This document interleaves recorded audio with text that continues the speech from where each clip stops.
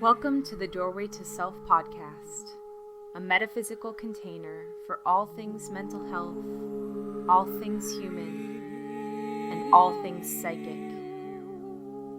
Because if you're human, you're psychic.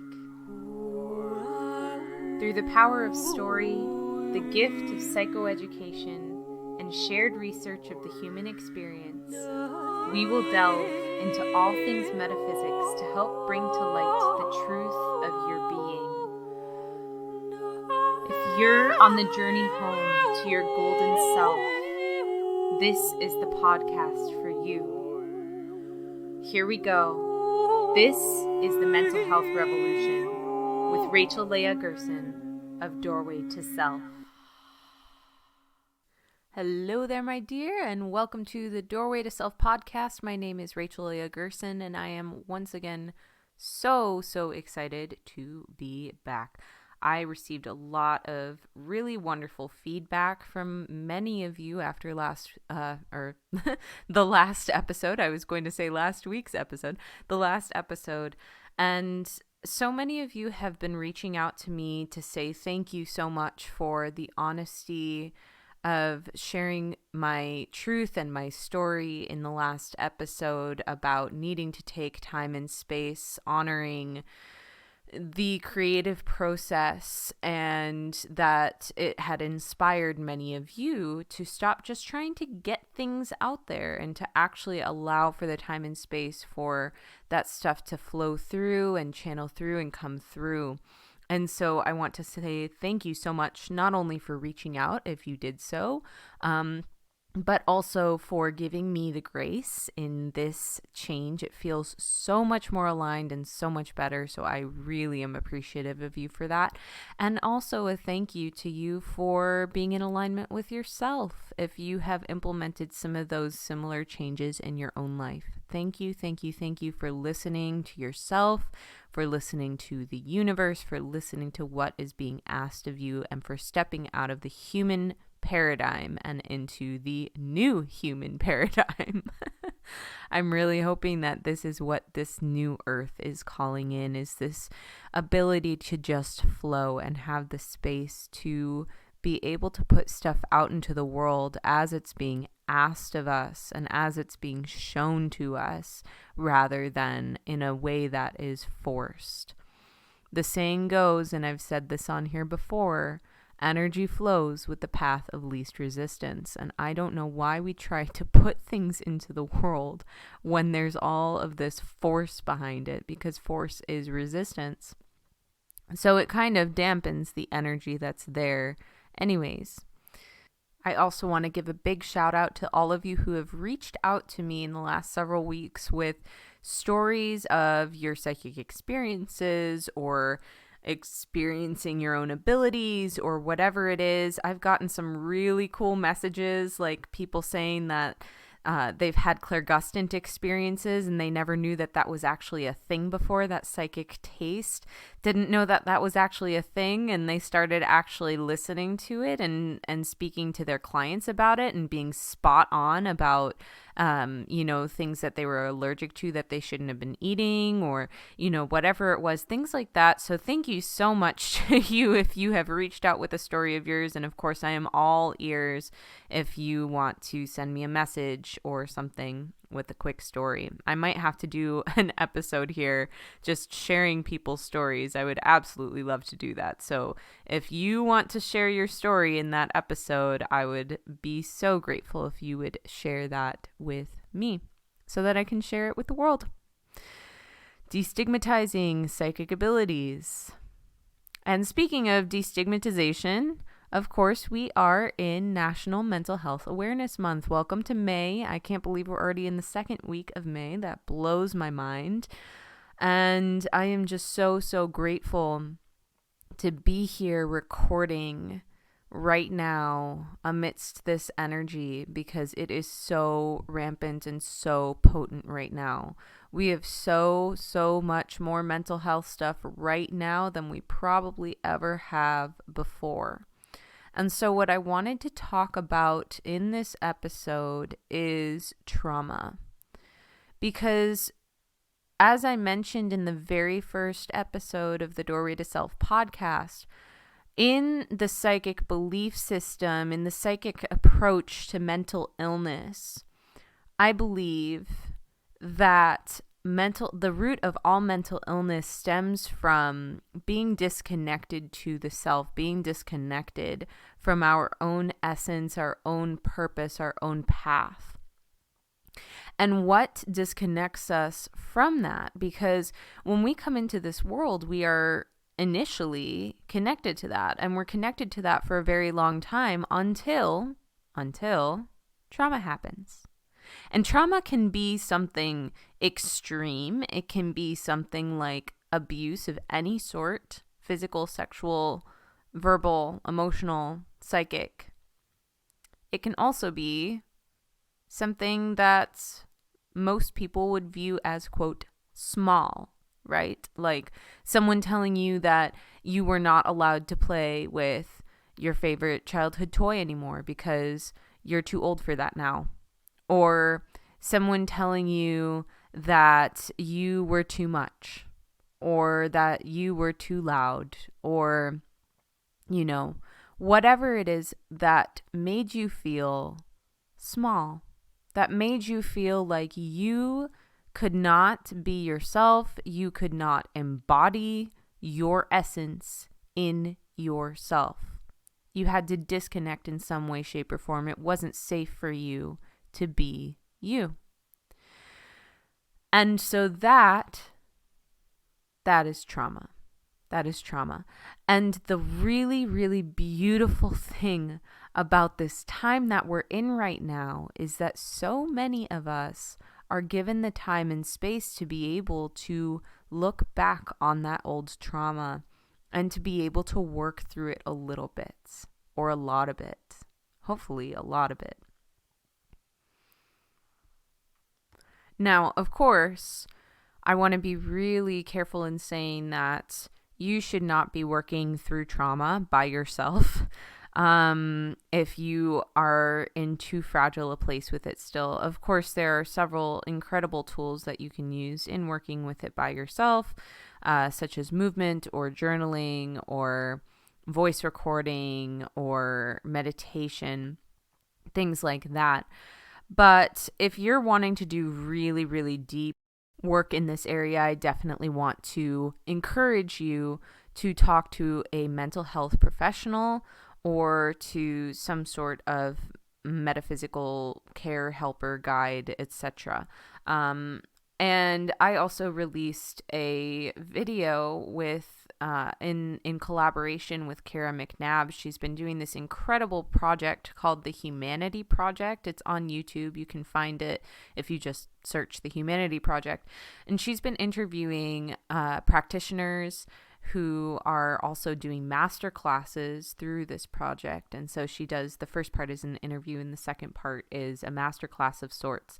And so she invited me on to do a master class on how to do shadow work. And if that's something you're interested in, I would love to be able to encourage you to go look that up. Again, if you just YouTube the Humanity Project, Kara McNabb is the host, and it was just a really, really wonderful thing to be a part of. So for those of you who do not know what shadow work is, it is basically the act of being able to look at the parts of yourself that make you uncomfortable, that make you kind of squirm in your pants, that you're like, ooh, I do not like that about myself, or that makes me feel ashamed, and oh, that shame is not good to feel, so now I'm ashamed of the shame. Those things. That's what shadow work is really picking apart those pieces, taking a deep look, deep dive into yourself, and trying to basically shed those layers of judgment, shed those layers of parts of ourselves that we dislike through acknowledging them and through understanding them, and then taking lessons from those things that we're shedding. And so it's a really in-depth process. It's really, really integral and beautiful to the work of being able to come back to your purest essence, because truly it's those things that are hiding in the shadows that are really stopping us from embodying our essence. which then, guess what? Oh, hey, what's the root of all mental illness? Not being connected to our essence. So in, in essence, being connected to our shadows, or I should say having a blind spot to our shadows, or shoving them under the rug as though they don't exist, is perpetuating our mental illness, or our symptoms of mental illness. And it's keeping us ultimately from mental health, and it's keeping us from being able to be in alignment with ourselves and with purpose. And as long as you're doing the work, then you're stepping more into alignment with purpose. And that's exactly what we want, right? And more into health. So that's a bonus. So, a lot of you who are astrology nerds out there also know that a lot of planets are going retrograde right now. We have Saturn, which is the planet of lessons, and Jupiter, which is the planet of success, and Venus, which is the planet of passion. And so when a planet goes retrograde, basically what that means for us is that its magnetic pull on the Earth is asking us to slow down. It's asking us to take a deeper look at those things that the planets represent, essentially. And so when we take a look at those things, we're really slowing down into this time of looking at our purpose. Would you look at that? And looking at our purpose through the lens of learning lessons, through the lens of fine-tuning ourselves. And so right now, truly, in this time of all of these planets going retrograde, and by the way, if you want to learn more about that, you can head over to doorwaytoself.com/blog. Just click on the latest article of May energy, and you'll be able to scroll down to the planets and find those there. I can put the link in the show notes. Through this time of those planets retrograde and quarantine on top of that, and basically the entire toppling apocalypse that we're in right now currently as humanity and the earth are rebuilding themselves, there is seriously no better time to look within and do the work. People are complaining so much about needing to be bored right now, or needing to be essentially imprisoned in their own homes. And I think a lot of the source of that is this fear of, if I'm imprisoned in my own home, it means I'm imprisoned in myself, right? And so how can we take that and turn it around? You have an entire world living inside of you. You can travel wherever you want, without even going anywhere. And this is the work that I'm talking about. And so I want to talk about these different layers of trauma that need to be worked through in order to be able to come more into alignment with your energy, with yourself, and therefore ultimately with your mental health. And it's going to be messy, and it's going to be icky. And there are going to be a lot of things that come up that are going to be painful and hard and gross. But it's so worth it on the other side. And if I'm not a living, shining example, I don't know who is. I don't say that because I'm egoic. I say that because, holy crap, what I've gone through is hard. It's so hard. People see my story and they think, oh, wow, she recovered from bipolar disorder. You never hear that. This is magical. And it is magical. It is magical. And to think about all of the people who have also been helped by that story is magical. But the trenches that needed to be dipped into and ripped apart through that process, that was not magical. Or it was, but in a really ugly sense of the word. It's hard work. I'm not going to deny that. That's why people are crawling out of their skins right now, because literally everything in the universe is forcing us to go within. And if you have never gone within before, whoo, that's painful. That's painful. Because most people who have never gone within before, and yes, I am speaking from experience, it means they're disconnected from themselves. and potentially in a big way. And so when we turn around and we come back into ourselves, there is going to be some pain there, because you are going to feel all of the neglect that you have given yourself. And oh my goodness, that is hard. That is really hard, to know that you've neglected yourself for a year or 5 years or maybe even a whole lifetime almost. That is hard. And it's okay for it to be hard. It's okay for it to be painful and angering and frustrating and shameful and uncomfortable. It's okay for it to be all of those things. So let's talk about these different layers of trauma that we can start to uncover. So I'm going to start with not smallest, but the closest one to home, and that would be literally in the home. Literally in the home. Right? What did you experience as a child growing up? What did you experience? How are you supposed to act? Right? Who are you supposed to be for your family? Or family members, or guardians, or whomever it was? What kind of loss did you experience as a child? How did that affect you? Did that make you feel unsafe being in your being? I want to take a direct pause right now to say, if this is too much and too triggering for you to listen to, please take a moment and put it down. And maybe go contact a mental health care professional and set up a session, because again, this work should not be done alone. And I want to also reiterate, even though I've said it in other episodes, I am not a licensed mental health care professional. I don't count. At least not for another 3 months here. Okay? Deep breaths, deep breaths, deep breaths. I feel you.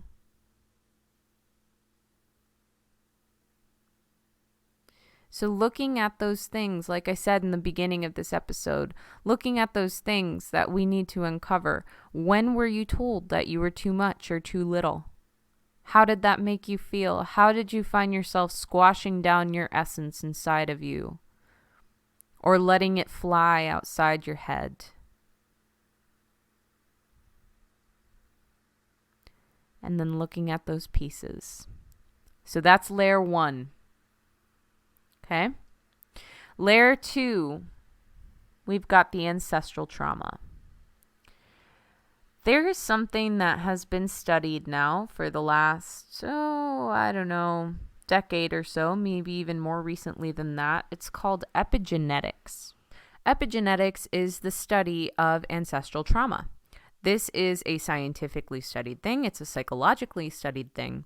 And basically, the results are such that they have begun to prove, and actually well past begun, they have proven that trauma lives in the bodies of our descendants. Okay? So what they've done is they've studied folks who survived the Holocaust. They've studied folks who have survived famine, folks who were in the Great Depression, etc. They have studied their children and their grandchildren to find that they had, in their everyday waking life, without having ever experienced any trauma like those things, that they were having trauma responses that were similar to those things. And this even lives in people who were adopted, who had zero connection to their lineage that were involved in those things. They were still exhibiting these natural trauma responses without having had lived through that trauma. And so they started actually even picking apart some of the DNA and looking in there, and they found that there is actually a genetic predisposition for trauma response, which of course then manifests as anxiety or depression, or it can. Now, I'm not telling you this because, oh no, now you're stuck with this, right? If your grandparent or parent, and it does live, they've proven 2 generations, although there's been talk about 7 generations. It takes 7 generations for any given cell to leave the body or something like that. If you have this predisposition, you're not screwed. Okay, I want to make that really, really clear. You're not screwed. You're not, less than or anything like that. It just means that you have been given actually a gift. Now, some of you listening to this might be very confused by that. Why is that a gift? How is that a gift? Well, let me tell you why. Because you have been given the gift to be able to shed that. And before you shed it, to be able to do the work on it. And to then come out an even more evolved human. See, here's the thing about shadow work is that we don't give it enough credit, I don't think, for being the parts that help us to find the gold. I look at shadows as the handle of a flashlight. The handle's dark. And when you wrap your hands around it and you push the button at the end, everything shines suddenly. Our shadows hold light within them if we learn how to handle them properly. If you have predisposition in you for ancestral trauma, you have the ability to heal that. I just completed my internship at an addiction inpatient and outpatient center here in Grand Rapids. It was really a remarkable experience. And one of the things that was so incredibly powerful to witness is the humans who came in to this space who were doing the work on themselves and telling stories about their parents or grandparents or aunts or uncles who were also alcoholics or drug users who they were not able to heal from the disease. And here these folks were who were directly doing the work, directly lifting up the sod to find all of the worms wriggling underneath. Oh my goodness, was that powerful. We have that ability, every single one of us. You, if you are listening to this, you have the ability to heal the trauma of your ancestors. You have the ability to say, this is not mine. I do not need to carry this. And it might take work and it might take time. I'm going to give you an example from my own family. We have control issues. We have a lot of control issues, and on both sides. I really see it on both sides. I know my maternal grandfather, I can see it in him. I saw it in his mother before she passed. I was very young. I was only 4 when she passed. But I've heard the stories, that control right there. Maternal great-grandmother, down to grandfather, down to mother, down to me. And maternal grandmother, and down to mother, and down to me. Right? And both in completely different ways. Flip side of the family. My father's father, yeah. And my father's mother, from what I heard of her, I never met her, but I heard she had her own control issues as well. I'm using this example because while it's personal, it's also something that I feel is incredibly universal. I think that control issues are actually something where that most people are genetically predisposed to at this point. And of course, this could be an argument of nature versus nurture and all of that stuff. And of course, nurture does have a lot to do with it. I know I picked up a lot of my control stuff from my parents and observing them in the household growing up, and even as a young adult. But also, there is that genetic predisposition. There is that genetic conditioning. And it runs in bloodlines. I'm not saying this to be, uncouth or anything, but I'm just to be matter of fact. It is, there is a predisposition for control and for anxiety in people who have Jewish bloodlines. That is 3/4 of what makes me up. And the other quarter that I'm made up of comes from matriarchal England. In the matriarchy, there is so much control, so many control issues, right? This doesn't look the right way, or this needs to look exactly right, or, needing to control what's happening in the population, or, things like that. So basically, I'm 100% predisposed for all of those issues. The anxiety, the control, right? So we learn not only from our parents' behaviors and our grandparents' behaviors, but also from our DNA. And we have the ability to say no to that. Now, there can also be the argument made that that's societal conditioning. We are all societally conditioned to want to be in control of everything around us. And that's also true. And so that also would then leak into the DNA, right? So anything that our society goes through, the things I mentioned as some of the big traumas that were studied in the epigenetics research were the Holocaust or the Great Depression or a famine. Guess what?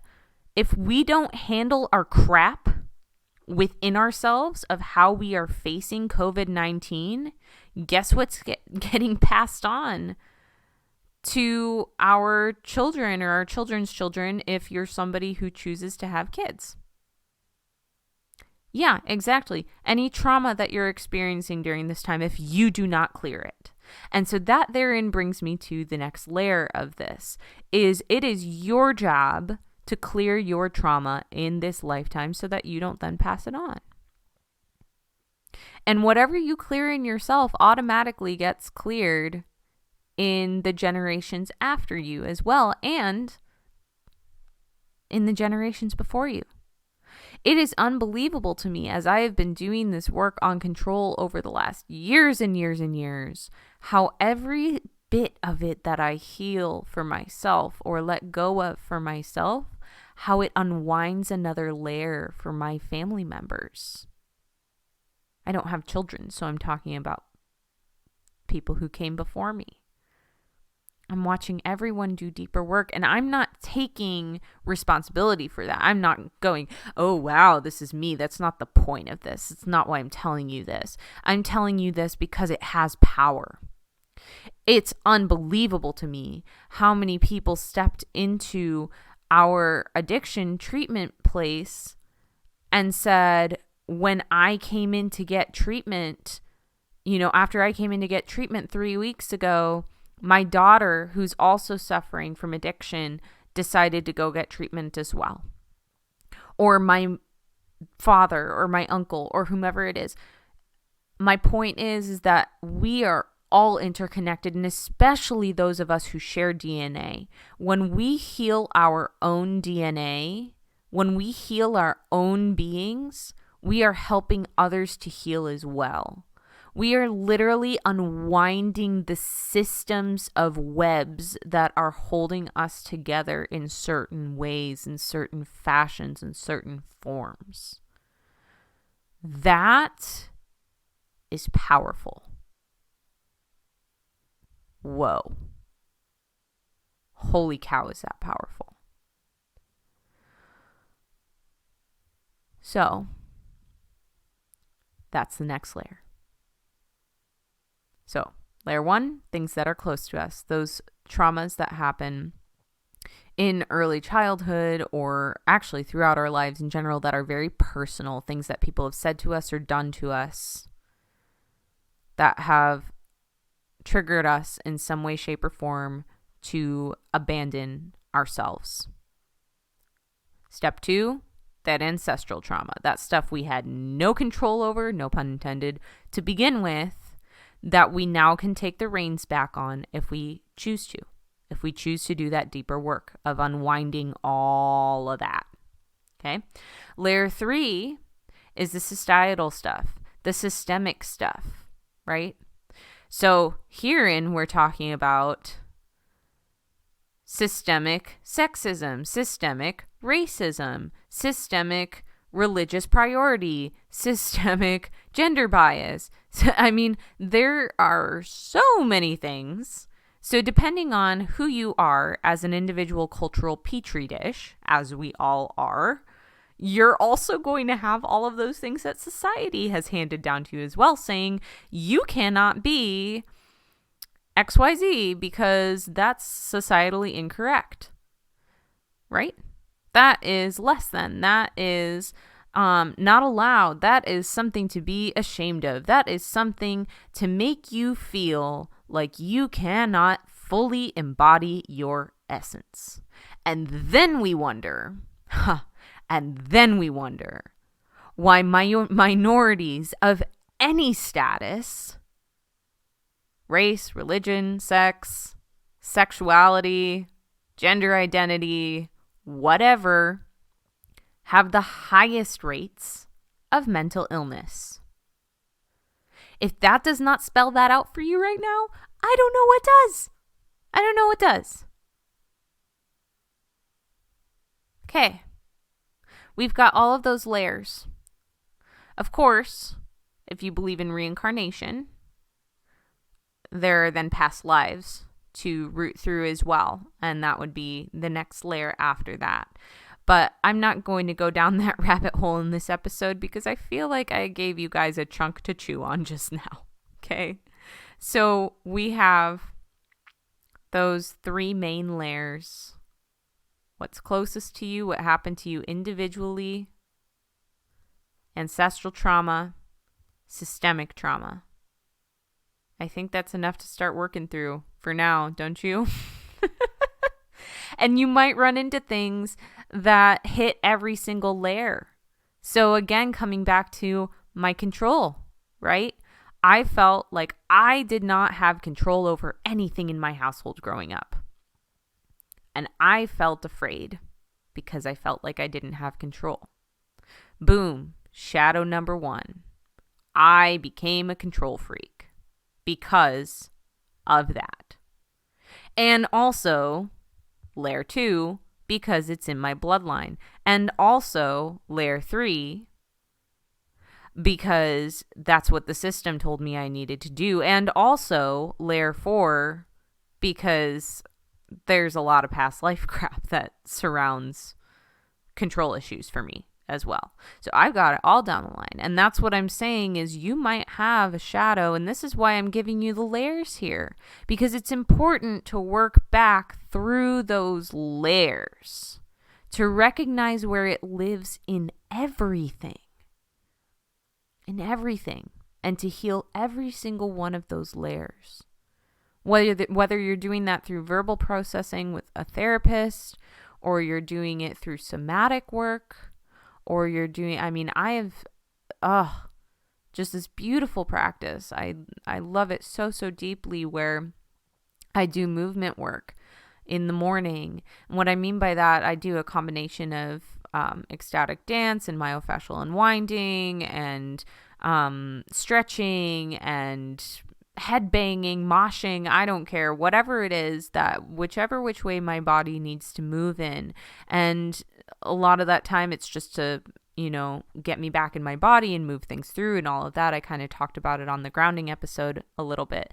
But when I'm in really intensive shadow work, a lot of the time I'll actually utilize that practice to literally unwind things from my being, unwind those genetic predispositions or those systemic predispositions. from my being, and doing that energy work and allowing that old to flow through and be rooted and grounded and transmuted in the core of the earth to then come back up through me as something new, as something different, as healing, as wholeness, as grace, as acceptance. Oh yeah. This is the big work, guys. This is the big work.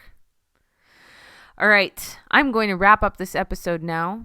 Of course, if you have any questions, the next Q&A is May 17th at 4 p.m. Eastern. It's a Sunday, I believe. And that will be on Facebook and Instagram Live at Doorway to Self. Please give me a follow or a like if you haven't already. And you can always check that out whether you have questions or not. If you want to send something anonymously beforehand, of course, you can always email me, doorwaytoself@gmail.com, or you can DM or PM me on Facebook or Instagram. That's also appropriate. And yeah, so I look forward to seeing you then, hearing from you then. And one quick and final thing before we go. I am incredibly, incredibly excited to tell you that the Journey Apprenticeship Program now is open and accepting applications once again. I'm just wrapping up with the second apprentice right now. Oh, this person is so powerful. Oh my gosh. Just the work we've done together has been ridiculously amazing, and I'm so grateful. So grateful. And I cannot wait to see who decides to turn the key to themselves next in my loving hands.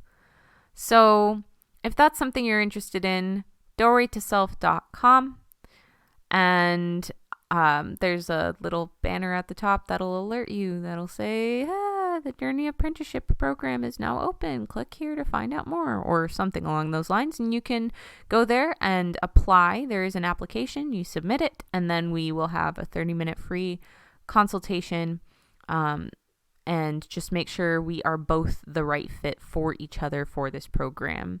All of the information that you need is on that page. So anyways, if you're interested, I would absolutely love to encourage you to apply.